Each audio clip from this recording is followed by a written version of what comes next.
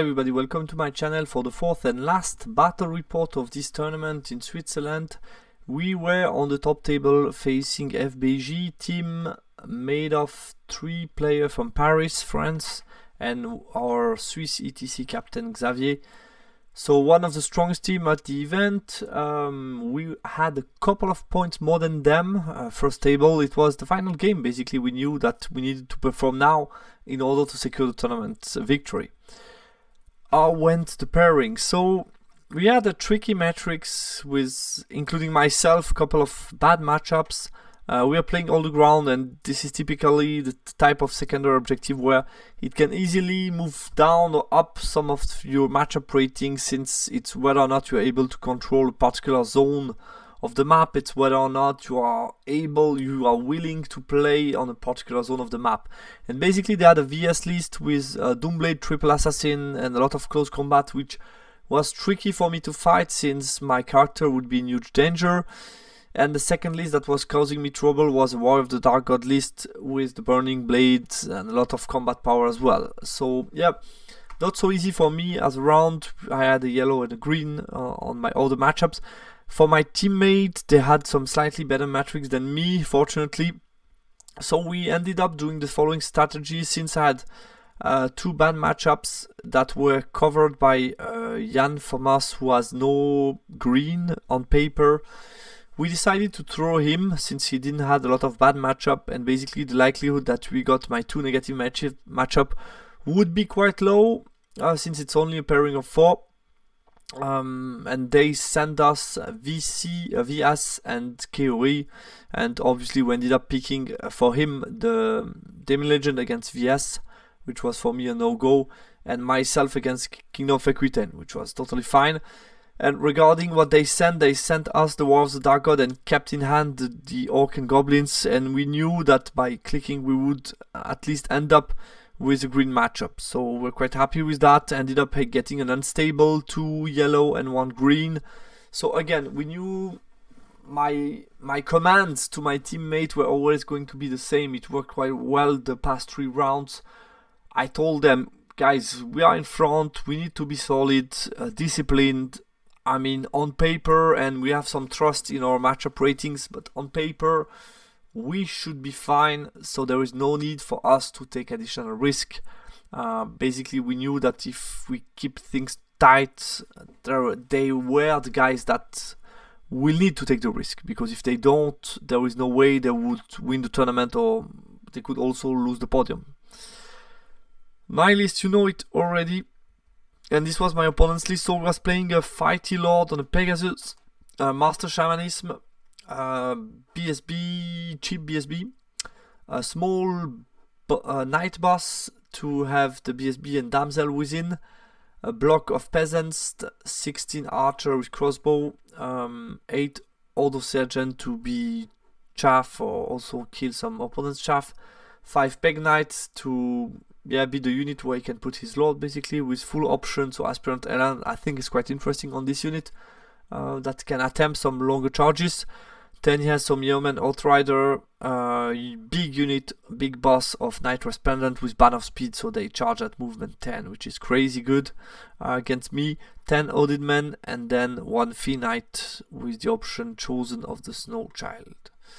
So that was his list. So it's a mix between 2 threats that can charge with a lot of attack from far away, which is something I don't like too much. But other than that, not too many things that were going to cause me trouble this game. We were playing all the ground on Frontline Clash. Here you have both spell selections.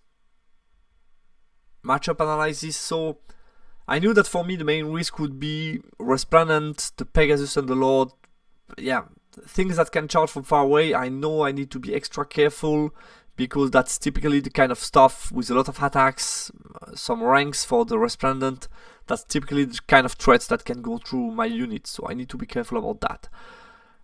Secondary wasn't a bad news for me, because I knew that if he wants to go for the center, he will need to deploy quite centrally, and it could be hard for him to protect both his flank.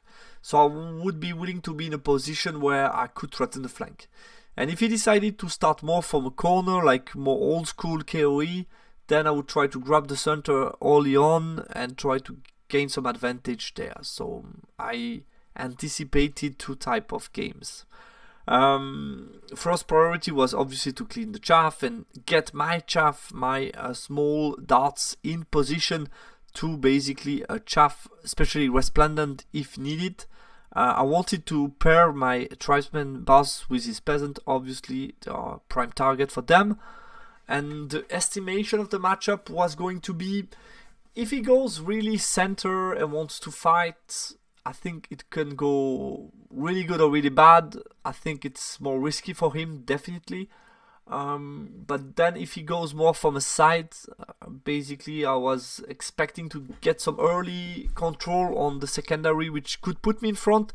And then it's the key question whether or not he accepts that situation, that score, or if he wants to go for more. Deployment. So he won the roll for side, gave me bottom with the house, which makes sense. And then obviously I dropped for first turn. So like I told you, I anticipated him either being quite central or going to one side, the hillside or this side with my impassable in front.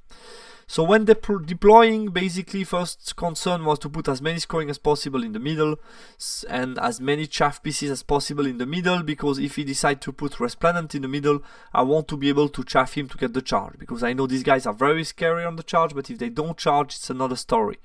Also, I consider the fact that Mercvets, even if he goes very strong in the middle, I could push early on, then move back towards the wall and get the wall, and with the help of the Frosty attacking before, distracting, I think it's a no-go for him.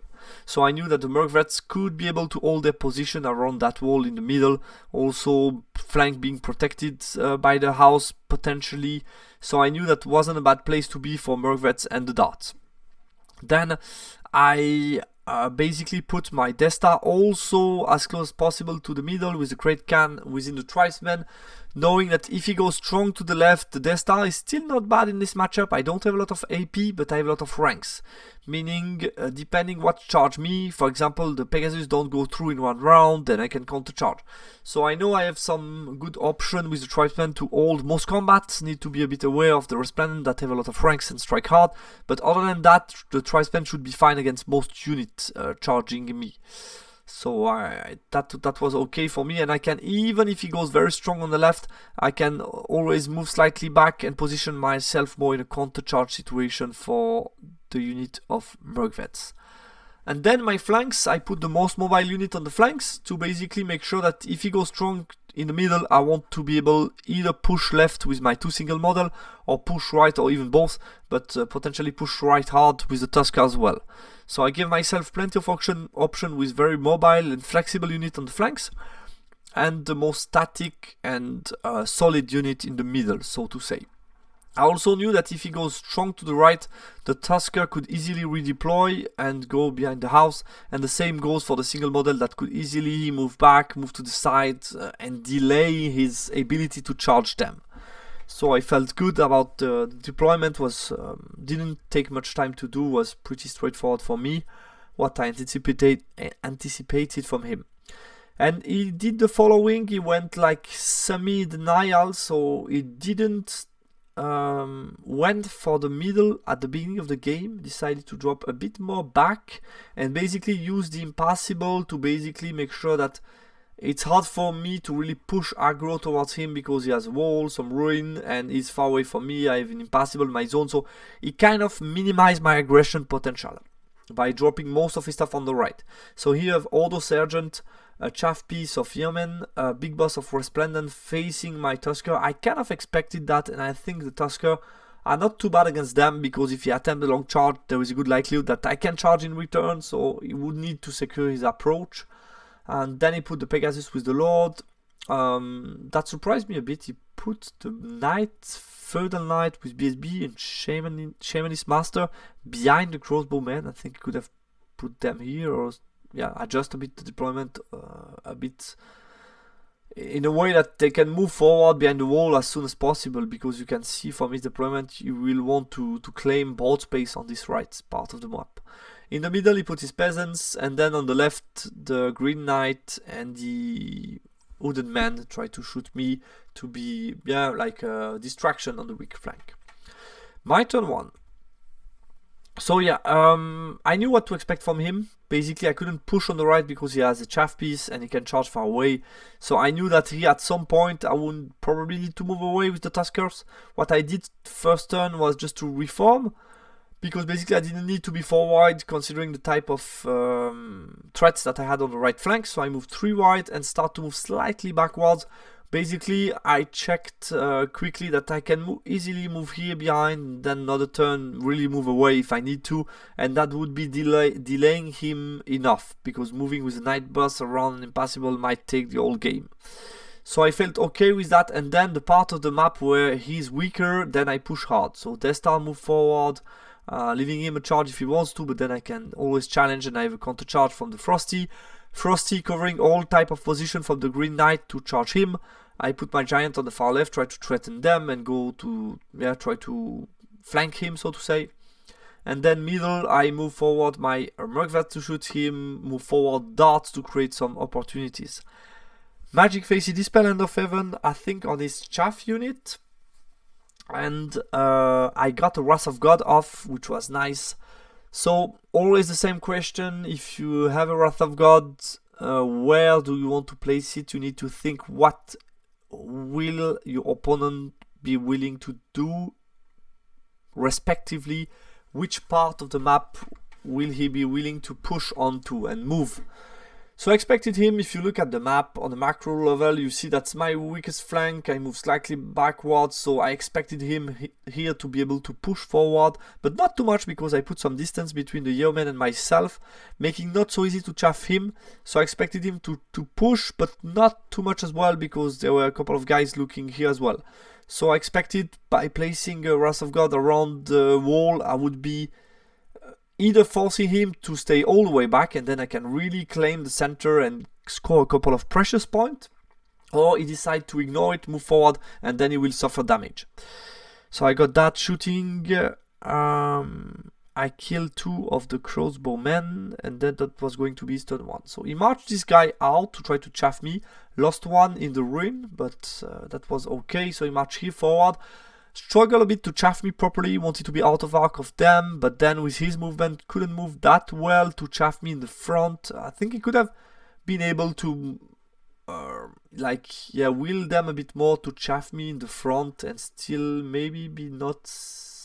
I think it was there was an option to maybe show me in the front, because by showing me the flank, he wanted to be far away from the overrun, which is questionable as well. But basically the chaff didn't allow him to really move forward, which is a bit sad. So I think what he should have done instead is just move his chaff here behind the hill, and then next turn activated it to push more, because here the chaff didn't allow anything special other than trying to be a bait, but there is no way I'm going to charge here to get charged in return by multiple knight unit. So basically I don't think that the chaff here achieved his purpose. You can see here's my Wrath of God. Like I explained you, we decided to ignore it and move forward with the boss, but still was careful of what type of charge or overrun I can get with the Tusker. So I was pretty happy that the Tusker scared him so much. Left flank, he decided to ignore completely my giant with his knight. He went in the front and told me, you can charge me if you want to, which surprised me a bit. I thought it was a bit of a risk. It's a dicey fight. The whole question is, do I want to take the risk or not to fight him at this point of time in the game? But I think I have decent odds of winning this fight. The only question is what can I win with that, and how much is it a risk for me that I want to take. I tried magic to try to get totemic. I dispelled that shooting. He did 1 wound to my tribesman with his shooting, and that was it more or less. My Wrath of God didn't come down on my turn, so I didn't move that much. Basically I push hard with one of my tribesmen dart to bait him to charge me. I gave a flank to the Pegasus, a front to these guys, and that was it. I reform these guys, move my Great Khan over there to basically anticipate a possible move to the side, and I wanted to be scary for him here. I had 3 scoring units within the middle. I think that was good to start to get first point. Would be hard for him to get so many. I moved slightly back here, didn't want to give him any charge range, moved these guys also slightly back, checked a bit what he could do. I checked also that I could reform and then move 8 and be still very far away from him, so that was fine for me. Other than that, I passed the march check with Giant, marched forward to trap these guys, continue to keep my Frosty to zone his guy and avoid him going to my flank or my backline, so to say. And also worth mentioning, I think the idea of the bait here is fine, but the execution is very bad for me, because I could have been a couple of inches back, which wouldn't have changed the type of unit that can charge me, wouldn't have changed much for the overrun. I could have angled a bit differently, but basically making sure that if he charged me with the peasants, he would be with at least 3 ranks in the forest to make likely for him to not be steadfast if I charge him with any of my unit.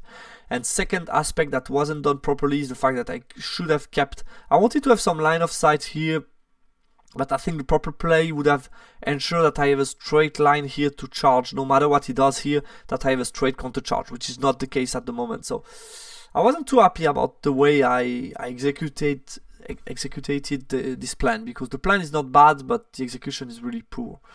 Wrath of God came. Let me tell you about magic first. He put +1 ward save on these guys, just in, oh no, he got +1 resilience on them, I guess, and no, put +1, excuse me, he put the ward save +1 with 1 Horizon token in anticipation of the Wrath of God. What else? No, it's might. Yeah, he put that, exactly. Then my magic phase, I got Hand of Heaven. I kill 2 of these guys. He passed the panic check on a 7 no reroll, which was, yeah, fortunate for him. I tried to cast the Wrath of God, but I fail. And then my Wrath of God comes down, did kill 2 of the Resplendent, which was nice, and did a couple of, no, didn't do much. I think 1-2 wounds to the Pegasus, so not much. And then with shooting, I finished this unit. So I cleaned the chaff, which is nice. Then his turn. He attempted a double 6 charge with the Resplendent against me. He was... What he thought is that these guys could easily chaff me with 16 and then basically wouldn't be afraid of the counter charge. Problem being, so he failed that charge. And then the problem was that he marched on the Rin, took some DTs, lost 2 of them, which is, yeah, can happen. Failed the panic check, no reroll, because he was too far from BSB, and general I don't know, but at least BSB. Failed that check and fled. So he had no chaff anymore, and I have a charge on a 9 Swift Stride, which forced him to turn around the Pegasus to be in a position to counter charge me if I try to charge him. Peasant charged my dart, which was the idea. Basically, yeah, I put myself in a position that he has no good overrun, but at the same time, if I flee, I could chaff myself. So yeah, the whole plan here is not done properly. He uses the Green Knight to chaff my Giant to avoid me charging him, since he failed also the march check. He wasn't. I just made sure that if he failed march check, he cannot hide behind the hill, which forced him to use the Green Knight to shield these guys. His magic phase, he got not much, I guess. Chilling goal, I guess, on my shooting attack, which didn't matter too much. So on my turn, close combat, he did some 2 wounds to me. I did a good amount and I stuck, which was not something I expected. I failed the reform check, which is annoying because then he was able to deny me the counter charge with this unit. That's, yeah, I'm punished for the mistake. My turn 3. So I counter charge with a second dart, which I felt happy that went in. I tried to correct the mistake and reform these guys to be in a position to charge here. It's not so bad because at the same time I'm scoring the center, I got the first point, I'm likely to get second one, so it's not too bad, but I could have dealt with them quicker and then allow me to get more points, I guess. Here I passed the march check, move to threaten these guys out of arc of him, continue to protect the flank and yeah, avoid him going around me with the Frosty position. He didn't want to risk charge of the Frosty with strength 6 impacted. It's quite scary. And here I decided, since we weren't too far away from each other, I just decided that I want to pick the wall to make sure. I think he had 10 Swift Stride on me, and since he attempted a 12 here Swift Stride, I decided I might be better just making sure that if he charged me, I'm fine. So I have Frosty, I going before him and I'm distracting. Which the downside of that is he can move out of my arc, but at the same time he needs some discipline here, so I was aware that he could move out of arc, but wasn't going to be too much of a deal for me. Basically, I felt more important to avoid him getting a possible game break long charge. Maybe I was a bit too afraid of that charge since I had the Frosty nearby, but I prefer taking less risk. In my magic phase, I got Hand of Heaven, which killed one of the Resplendent, which I was happy with. And then I did -1 resilience on the peasants. I think it was the random one. And with shooting, I killed another 2 of them, which was nice because then I forgot to mention, but my Tusker moved away out of charge range, which is nice because he lost 3, so it's not so much anymore. And maybe at some point, if he hasn't too much, then I can turn around and I'm not scared of this unit anymore. Close combat, we kill some peasants. He's stuck on leadership rerollable, steadfast. His turn 3, so he finally moves the night boss here to be behind the wall and be in a position to threaten the center. Reposition his lord here to provide leadership and basically kill the survivor or provide a counter charge. Move the Pegasus alone out of line of sight of my Mervets. Push hard with the Resplendent to the flank of the Tusker to try to charge them next turn. I checked that if I passed the march check, I would be able to move escape line of sight and I would be fine. So that was my plan. I just need to pass a rerollable check. He moves his Green Knight on the hill to charge the middle, so he wants to focus a bit more his strengths towards the middle. These guys just move backwards but failed the march check. In his magic phase, also he failed to rally the Order Sergeant on a 7 no reroll and they move out of the board, which was really nice for me because I did nothing. It's a free unit, 1 less chaff piece. He got another time Chilling Hole. He used an Horizon token to get +1 to hit in this close combat. And then, what matter, I killed like 7 of him. He did 2 wounds to me. I won, but he was steadfast and he stuck. Then that's going to be my turn.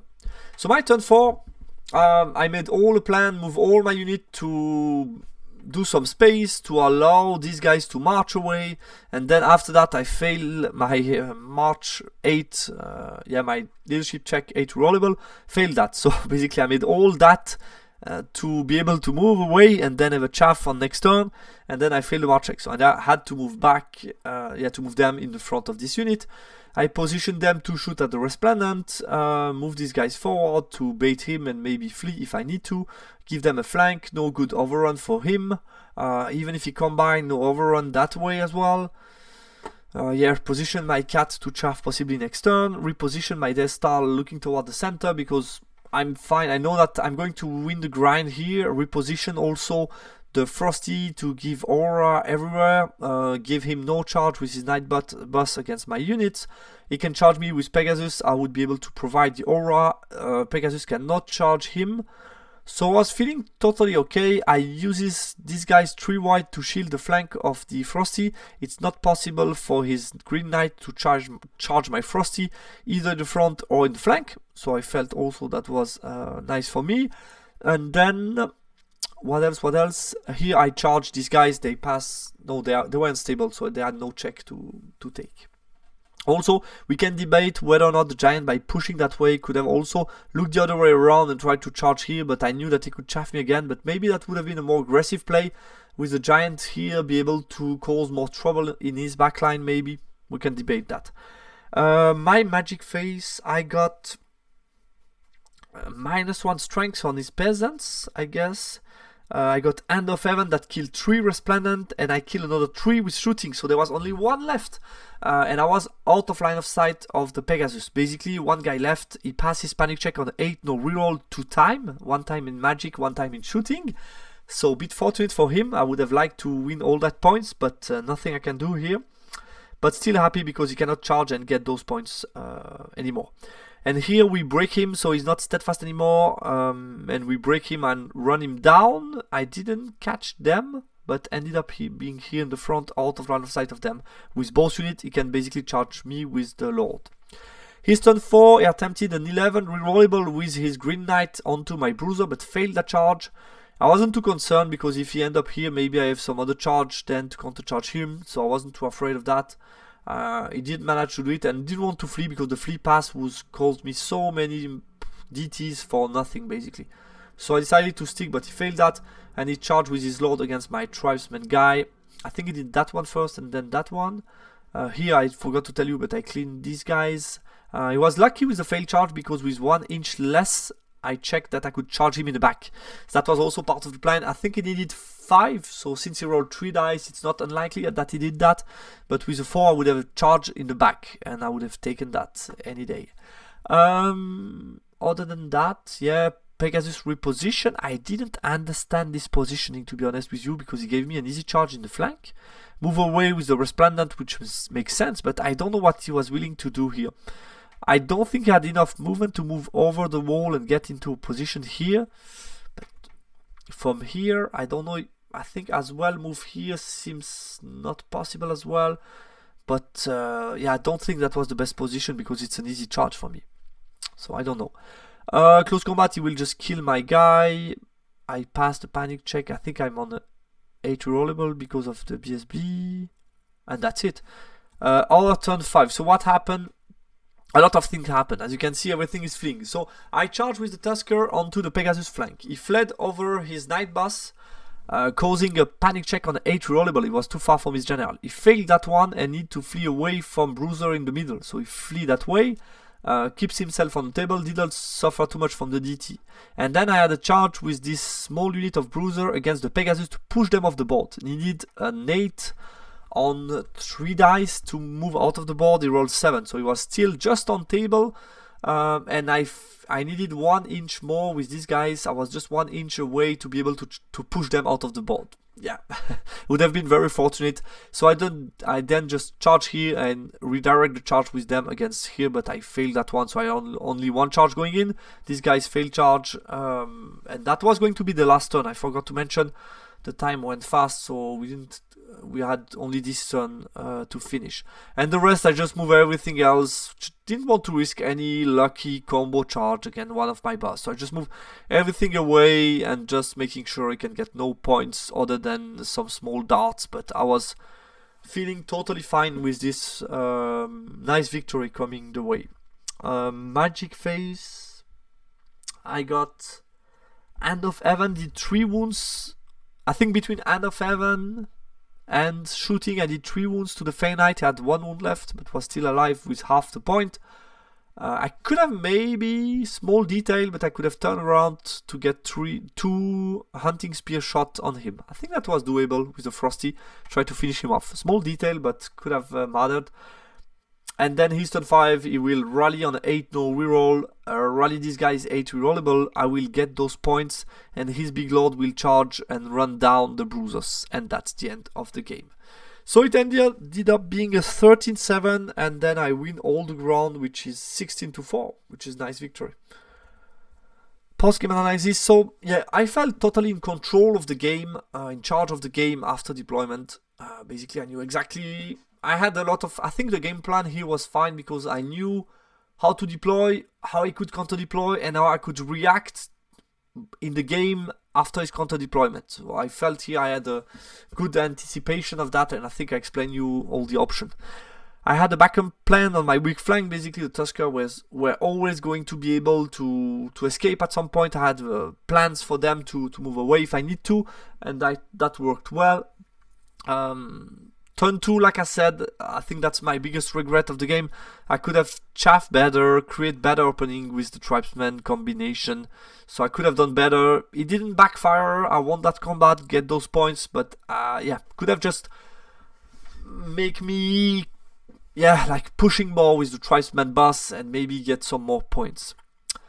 Turn 3, it's not a big debate. I'm not sure it's a mistake or not. I decided to get the wall to avoid the long charge. Also, I was influenced by the fact he attempted this 12 charge, so I didn't want to take any risk. I still think in hindsight this was the right choice, and history proved me right since Pegasus weren't able to do anything by going into that spot. So I think that was the right play, but I debated that when looking at the picture afterwards and also doing the game.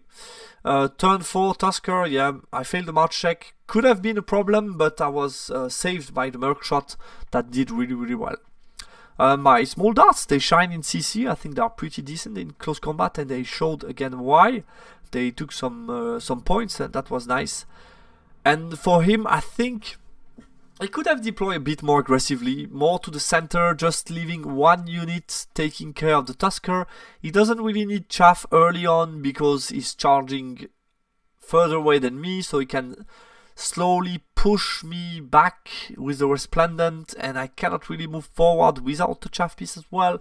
So I think he would have first save his chaff, and secondly, just take care of this flank with only the Resplendent, and then use the Pegasus to push elsewhere and put more pressure, and then maybe get some center points. Also, the way he placed his small knight boss behind his unit, basically he wasn't in a position to threaten the center at any time, and then it was just an easy secondary objective for me to score. What happened on the other table? Very, very cagey. We got 2-10 and a 9. So they follow my command. I was able to get a good win. And then we had 3 close games with our only defeat on the whole tournament happening on the last game. So here was the weak point of the team. That's what I told him. No, joking, but yeah, this was really solid from the guys, and I was quite happy because it was enough to claim a 45 victory and making us win all 4 of a round. Some of them, as you saw, 3 rounds really, really close, but still enough to win all rounds, and that was going to be enough for the tournament. You have our total on the right, so everybody performed quite well, in my opinion. And then I will analyze more in detail a bit the result, and give some impression on the tournament on my usual conclusion video. So thanks a lot guys for watching. I hope this battle report was interesting for you. Couple of mistakes from my part, but was interesting. I wasn't too punished because these are some detail that could have helped me getting a bigger win. Basically, I think that's the main point of the mistake that I did, but I wasn't going to be in danger because of this mistake. It's more optimization that could have led me to get more points. That's it. So no big drama, but it's always interesting to point them out, identify them, to play better next time. Thanks a lot for watching, and talk to you soon in the last video of this tournament report. Bye.